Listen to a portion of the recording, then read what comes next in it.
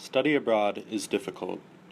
There's no other message that I could convey as strongly about the experience I just had. Everybody expects it to be amazing and life-changing, but a lot of the time, it's really a drag. Learning how to accept that is the number one lesson I've learned during my time in Hyderabad, India. Like everyone else, I had high expectations coming into this semester. It's different, of course, being in a developing country, but I had been to India before, so I knew what challenges awaited me culturally. What I learned, though, is that study abroad is not a vacation.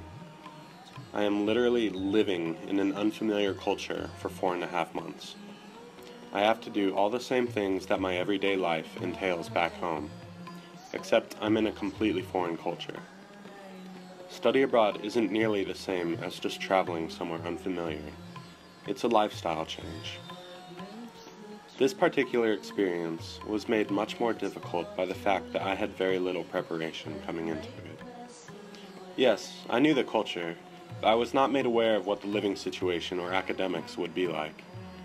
Although the international dorm I live in is widely considered the nicest on campus, it still lacks basic amenities that would be considered necessary in the States, such as access to a kitchen or, at the very least, a refrigerator or microwave. The dorm is also situated almost 2 miles from the main gate of campus, and the university itself is miles from any place to eat or shop, so getting around takes quite a bit of effort.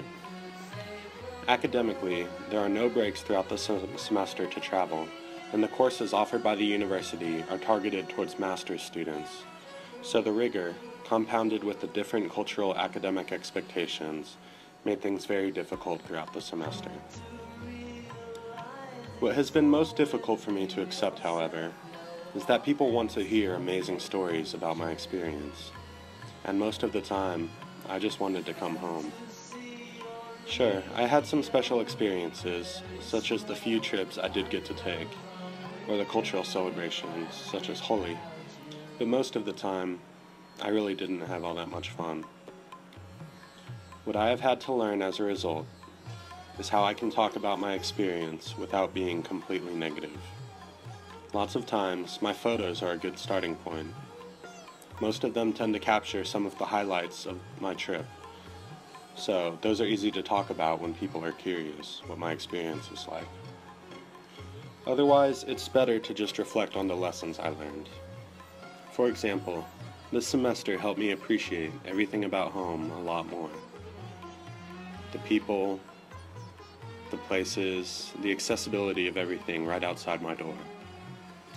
It's been extremely difficult being apart from the ones I love, but the ones that mean the most to me have been supporting me all along, even if from a distance. Although this experience has not been the one that I had hoped for, I believe that I will gain a lot from it down the road. I know now that everybody experiences things differently, and study abroad is no exception. When I look back on it, though, it was just the circumstances that made me unhappy, not the place. So I know I'll be back, because I love this country, and it's refreshing to realize that. So I guess study abroad has changed me. Maybe not in the way I expected or the way I hoped for, but it's made me much more appreciative of the things I do have in my life, and it helped me realize that we won't always be around a situation we completely enjoy, but we have to learn to make the most of it anyway.